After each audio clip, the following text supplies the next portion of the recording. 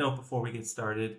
This conversation, I had an issue with the video recording, so it's going to be auditory only. I also wanted to ask about, and you have been talking about this throughout, but I also wanted to talk about the job side of things. Um, we were talking about this before, but obviously, jobs like having a housing is important for being able to maintain employment. But being able to maintain employment, I mean, it's income in the U.S.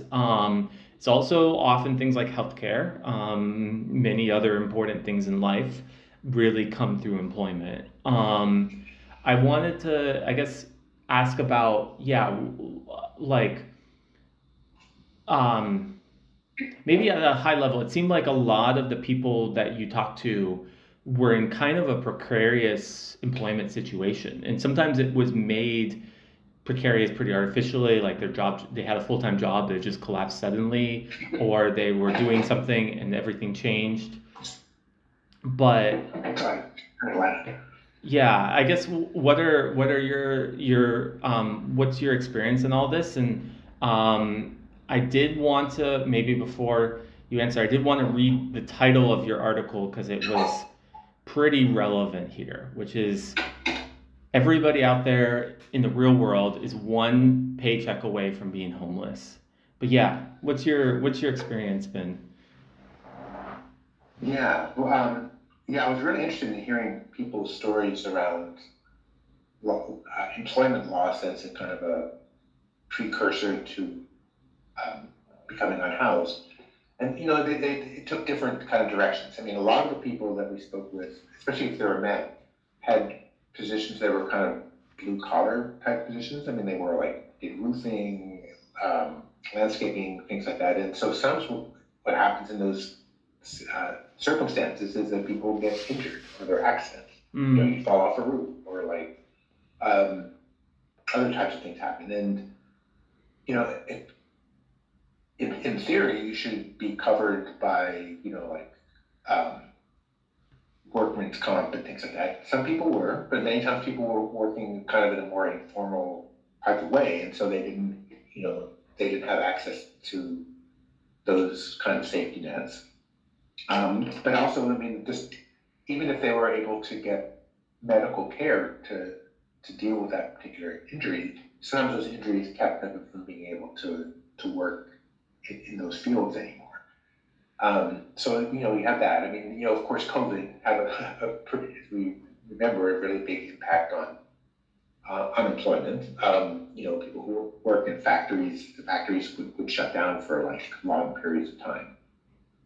The other kind of category of workers that was really interesting to me were gig workers. I mean, a surprising number of folks, particularly in some of the urban areas, made their money with on Lyft and Uber and things like that.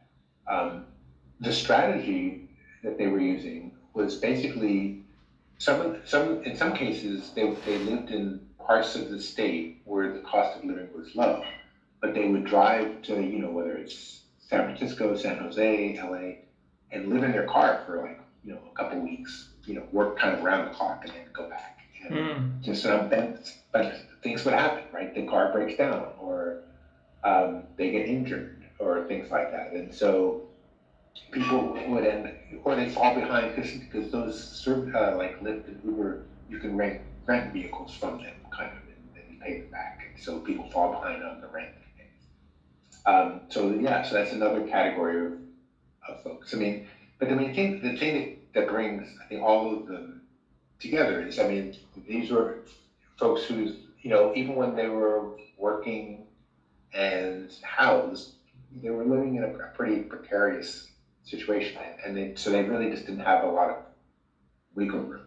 mm, I mean, for me, one of the things from a policy point of view that I think is just really important is to rethink what unemployment insurance is about. I mean, people, because if you lose your job for no fault of your own in the United States, you get some kind of um, payout, per week, per month, or per every 2 weeks. Um, but that only applies to people who work in the formal economy, number one. But number two, it feels like we need to think of it. I always feel like unemployment insurance should be thought of as a homelessness prevention initiative. I mean, like, the amount of time that people receive unemployment is fairly limited. The amount is not all that great.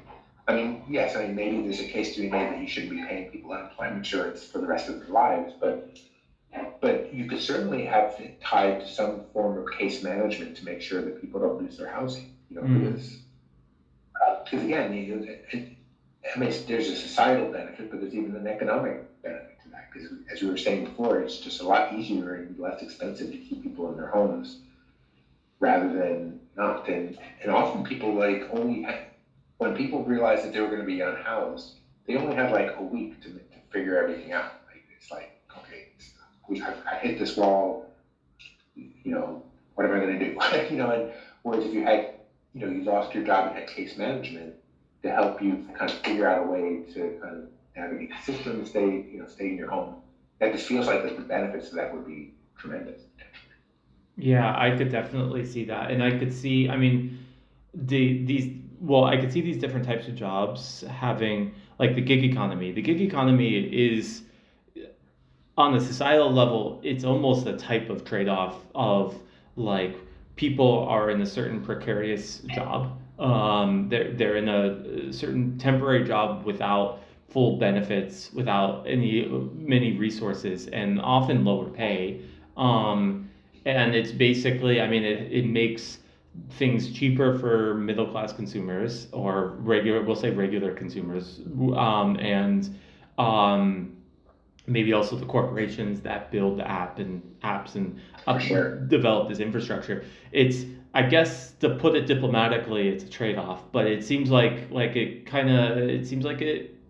helps, like, produce these types of issues of people are in situations that are on the border of being precarious in terms of housing. And I don't know enough about the construction industry, but I wonder if there's something similar that people kind of make, like, or companies make trade-offs between, like, hiring people on more of the informal sector to then be able to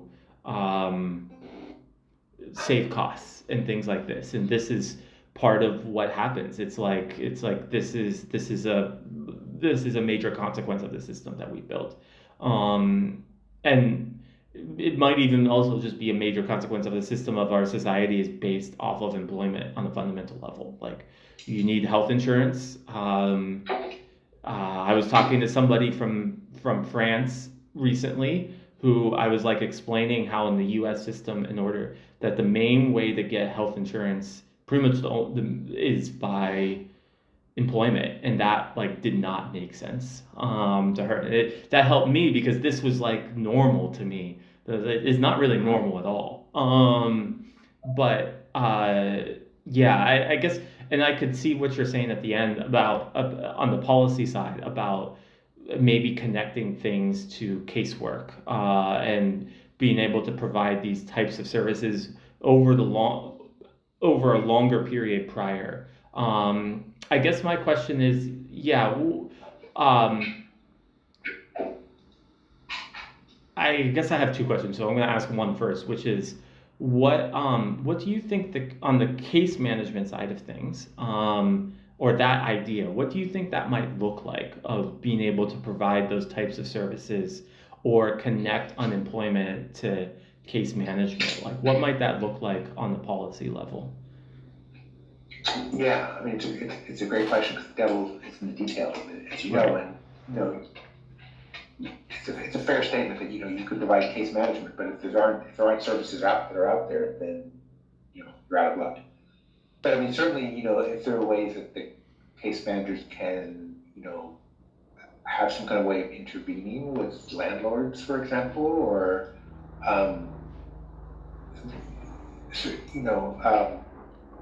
accessing types of funding sources that are not that well known. But you're right. I mean, there is part of the issue is just making kind of a determination of what can a case manager actually accomplish to keep people housed, because a lot of times case management is not at the level of prevention. It's mostly used, like, on the other side of it, right? So there's case management to get housing again, but like, what kind of role would somebody have to prevent that? And to be honest, I don't have a great answer. I wish I did. I don't have a very good answer for that.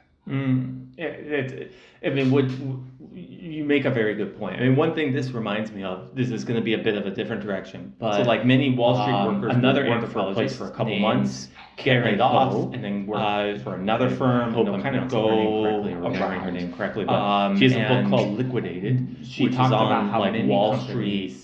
She used to work. So they would advertise like we offer when she like first graduated, and she did this like ethnographic analysis of Wall Street workers. She like would go in and like observe and like talk with the people who were receiving those services. And this is not low income people. I mean, this is Wall Street workers. So they're making 6-figure, maybe even 7-figure, maybe even more in terms of salary. So like, but they would offer these services that were like basically to help them find another job, as opposed to any of the other types of situations people can face when they lose their job, like housing or paying for other resources in life. I mean, housing is a big one, but you have food, you have all sorts of other needs. And I wonder if that was a very intentional orientation. It was like, we're going to orient you to finding a new job, not orient you to figure out how to make ends meet or to get resources on your own. I could see how a program built like this could end up actually looking like that, given some of the politics of the current world in the United States. What are your thoughts? Yeah, that's certainly true. I mean, yes, you have case management be helping people with a resume or whatever. Like, is that stuff useful? Probably, yes. But it's still, it feels like, and maybe this is different than with the Wall Street folks, because I assume have some kind of cushion. But just kind of helping people hold things together. And if that even means like making it easier for people to file for extensions on their unemployment so that it goes longer, that would be certainly useful as well.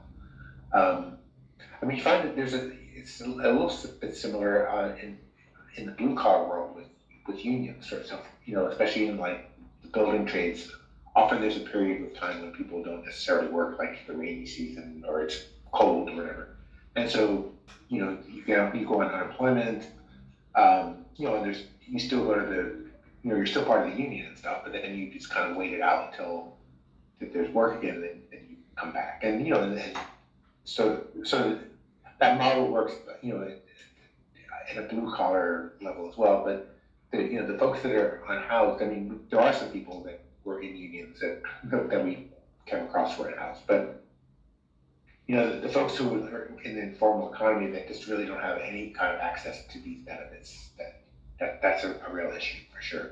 But as you were astutely said earlier, I mean, like, increasingly so much of the economy depends on these kind of informal work, right? And out here in California, Uber and Lyft fought tooth and nail to keep people from getting health insurance, where their drivers are getting health insurance. There's some kind of form of health insurance that they sort of get, but there's so many restrictions that I don't know how many people actually qualify.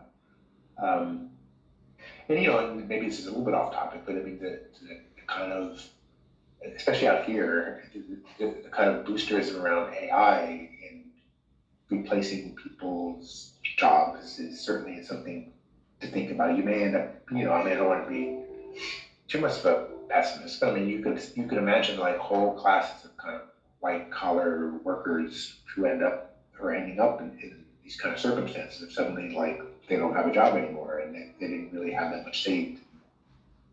Bad things can happen. Yeah, this makes total sense. I mean, yeah, the details of the AI is a conversation in and of itself, but some of the literature I'm reading recently in terms of job impact talk a lot about how it's, like you said, it's kind of carving out the middle. Like a lot of the white collar jobs, a lot of the physical jobs are not they're probably, at least they don't seem to be going anywhere, at least as in the current technology, unless there's a significant change to that technology. So you're getting a lot of like a couple like kind of major like leadership, like kind of high level like executive leadership, and then a lot of more physical jobs. I could see which that's the trend. And Yeah, for sure. the other thing, and this I have seen this in other parts of the world, but it seems like it's a very like San Francisco and Silicon Valley problem.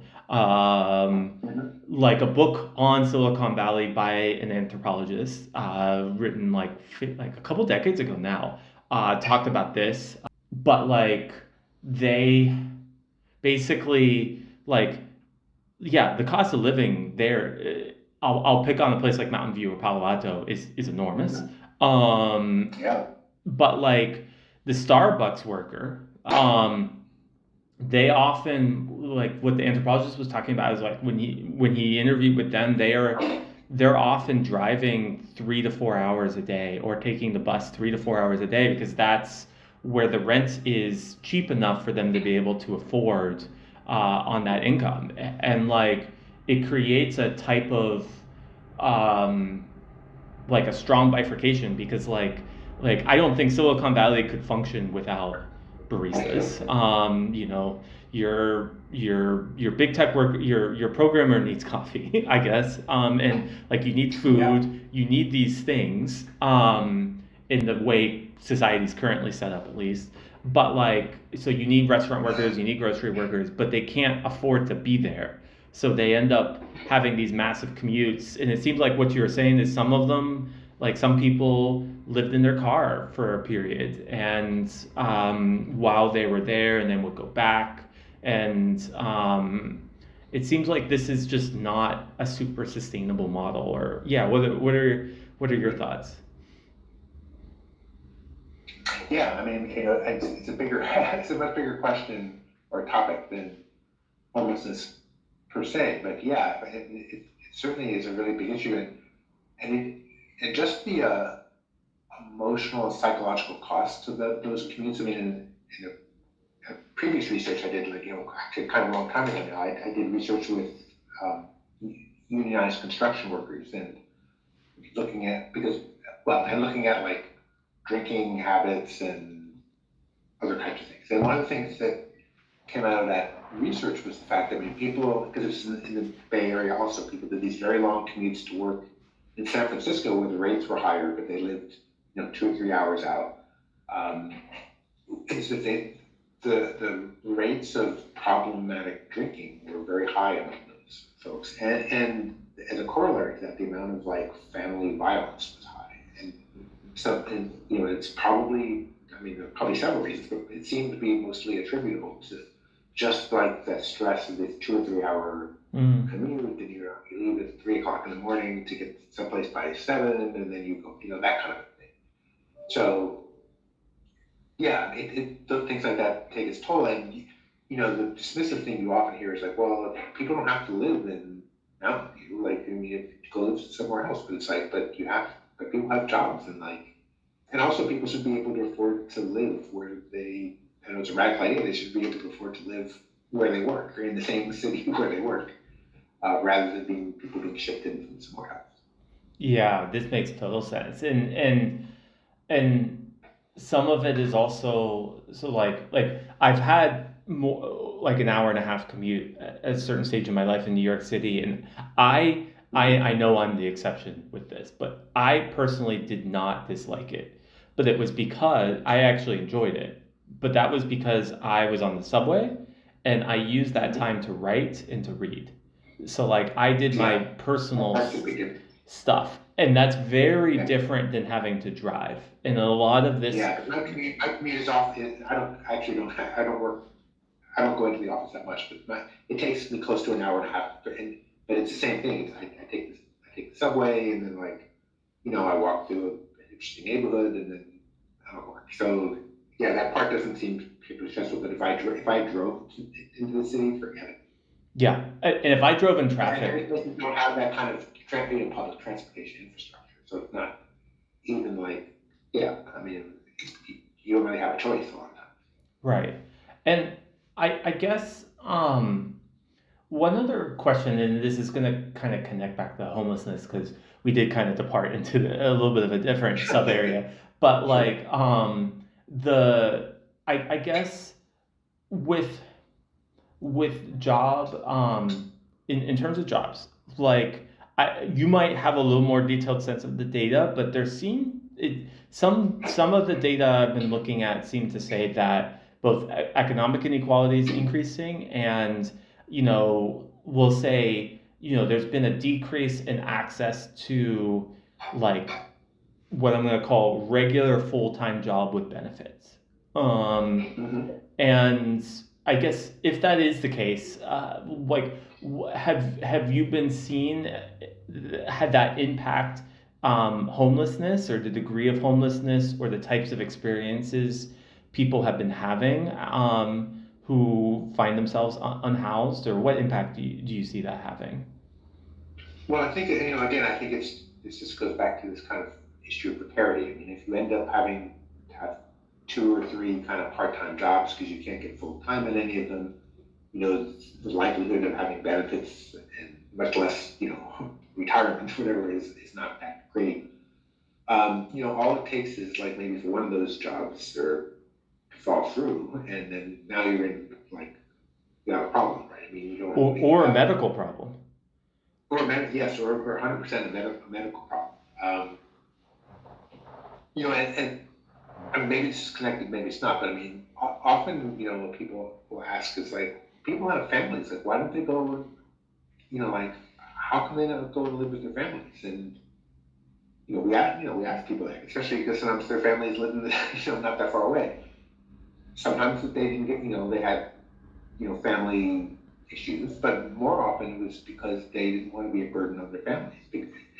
Because when you because the families are really in the same environment, kind of economic environment as they are. I mean, they're just not as far in along into because they're not homeless. But at first, because when I first heard people say it, I thought like, well, this is just like this kind of ideology of like being like, a cowboy, self-sufficient, whatever. It's probably a little bit of that. That's a pretty strong ideology in the U.S. But it's also the fact that the people in their families are already like living in economically precarious situations. So having one more mouth to feed or one more person sleeping on the couch can actually put them at risk. And um, yeah, I mean, even though like the kind of, the topic of the conversation is on people who are unhoused, it's part of, the ecosystem of like kind of, the working poor and working class folks who are just like really just hanging on by their teeth.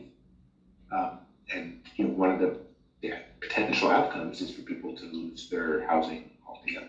Yeah, I mean, what you're saying makes sense. I mean, with that type of question that people are asking, I mean, how I think about it is maybe going back to that filter way of talking about it before, and I'm kind of referencing for anyone. You can look into this in more detail if you're not familiar. You have things like the Swiss cheese model and epidemiology for diseases and stuff like this. I'm kind of referencing this in a different way, but like there are it seems like different people, there are different, society has different ways, or different people have different things that might filter that prevent them from becoming unhoused. So, like, one net is family or people social, like, some people are in a position where that is a helpful thing, but like, not like, I wouldn't like, everyone's family situation is complicated. Like, you have people who their family, maybe they can't support them. And then on the other end of the extreme, you have people maybe who have abusive family situations that have that don't want to interact with their family, like, for many reasons. But like, I guess for me, it seems like that's one filter, but that as a net, that might catch some people, that might help some people, but it's not going to help everybody. There are people Right. that, through their no fault of their own, they're going to fall through that. And it seems like that's that kind of implied question of like, why aren't they doing this? There must be something wrong with them, is putting the blame on that failure onto them, as opposed to looking at it as these different nets. And like maybe as an example there, when I was a teacher in Chicago, there were a couple. I had students that were in situations where they were homeless, and um, some of them. There's one in particular. I'm not gonna go into any details because I just not gonna. Don't want to like identify anybody. But like sometimes was staying with family and sometimes wasn't, and that was sometimes an option and sometimes it wasn't, and it's a lot more complicated, and it can be very sad, but like um, uh, yeah, real life can be like that for some people. Family sometimes helps, sometimes it doesn't. um, yeah. Yeah, and people, and the other part is, that I'm hoping I'm not giving the impression that people don't have some kind of agency. Because people often, when they're in this kind of situation, they do kind of hustle to try to make things work. I mean, one of the kind of responses that people make is if they have any money, sometimes they'll buy a camper or an RV and they'll live in that. And so there are some encampments that are just like vehicles like that. Um, from a legal point of view, they're considered to be unhoused. But the interesting thing is many of them don't consider themselves to be homeless. It's like, I have a home. I'm living in this RV. Even though the RV doesn't work and it's stuck there. Um, that they see that as qualitatively different than living in a tent, which it probably is in some respects.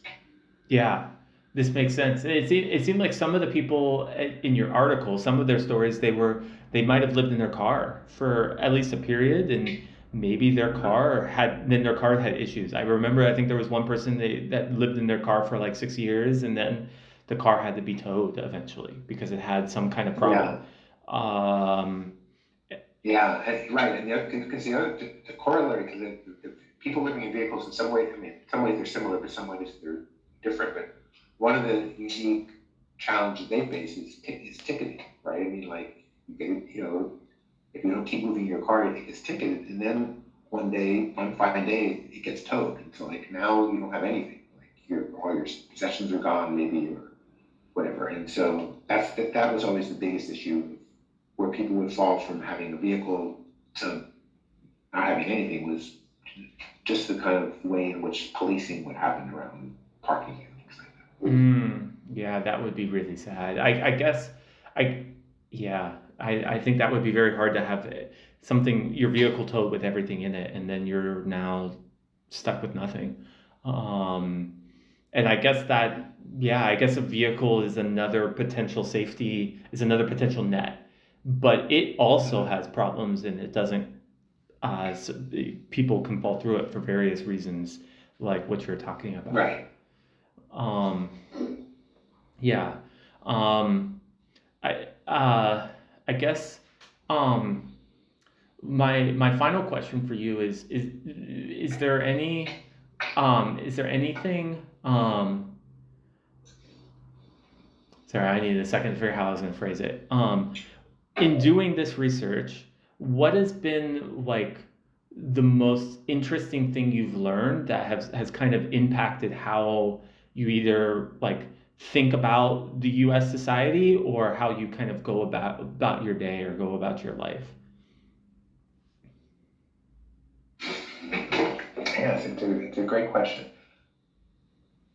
I mean, I think, two things. I mean, for me, as an ethnographer, my stance is always with different populations I work with, that I'm the student, and the people that I'm hanging out with are my teachers, right? And um, so I learn a lot from those folks, and I'm grateful to them for um, giving me insights into their experiences and their wisdom and knowledge and so forth.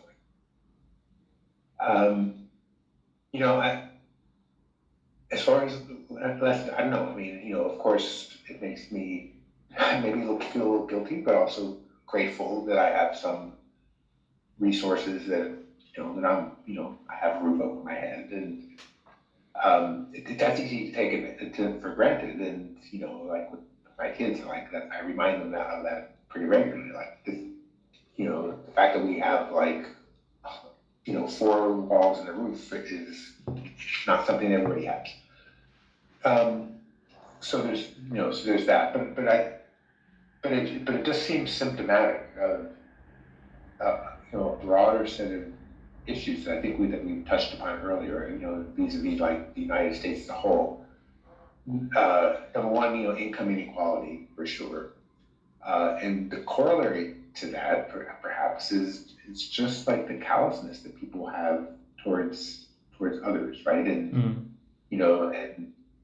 and especially like in the current historical moment we're now, where performative violence is something that we're seeing like every single day on the streets of our cities, or in open, in meetings and everything, right? I mean, there's a spectacle of violence that is really the thing that holds the current administration together, and that kind of theatricality of violence gets played out with people who are vulnerable in particular ways, right? Whether it's people of color that we were talking about before, immigrants, but also certainly people who are unhoused, right? And so I often, in thinking about like as a political project, I mean, it often, I'm often mindful of the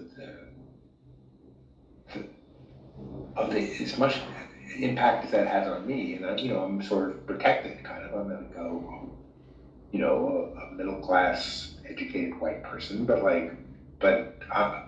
it does make me like constantly remind myself of who is really on the tip of that spear, and I'm not in a position to do nothing about that, because the implications are just are really almost beyond comprehension at this point. So I guess I'm meandering a little bit, so I'm not sure if I'm answering your question.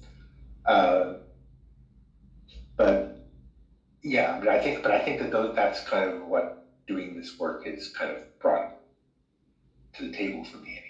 Yeah, this makes sense. I mean, you have that famous proverb that, like, when the elephants fight, it's the grass that gets stomped on.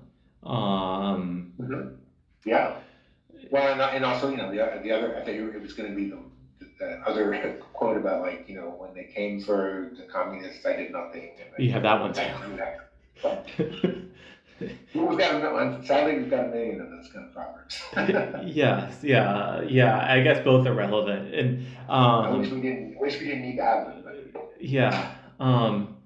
And is there anything for people who want to explore this kind of issue of homelessness in more detail?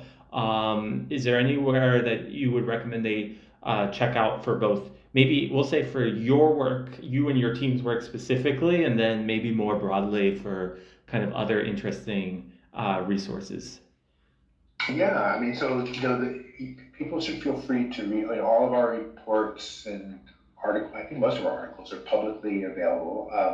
So that's the Benioff Homelessness and Housing Initiative at UC San Francisco. The name of that big, large study, which is where a lot of our current work is derived, is called the California. Well, okay, I'm trying to think what the acronym is. California Study of People Experiencing Homelessness, or CASPH. So CASPEH. And so we have a full report, and right now we're doing kind of reports on particular topic areas. In fact, right before I talked to you, Stephen, I was working on something on physical health, unhoused populations, that kind of thing. So there's a lot there. I mean, there's also, throughout the U.S., I mean, if people are interested in kind of more advocacy work, I mean, there is the National Coalition on Homelessness, and there are several other, but even more important, maybe even like at the local level, of getting involved politically with groups that are supporting unhoused and other vulnerable populations, or populations experiencing vulnerabilities. Yeah, this makes total sense. I'm going to try to put a link, include each of the things you said somewhere below in the description, links to them. And yeah, maybe plugging into local groups or what's going on the ground. I mean, both for homelessness and for other issues in general Yeah, is especially because probably a good place to start it too. just plays out so differently in different communities. I mean, every community has different, because of like local politics and so forth, it just plays out differently. And so getting involved in your local community would be, I think, would be really tremendous if you could, if people could do even a little bit in that area. Yeah, like housing tends to be a very local issue, in how the laws are set up. For Um, sure. yeah, well, thanks for taking the time now, and I guess I hope you have Yeah, a this is a great conversation, Stephen. Thank you for inviting me. no problem.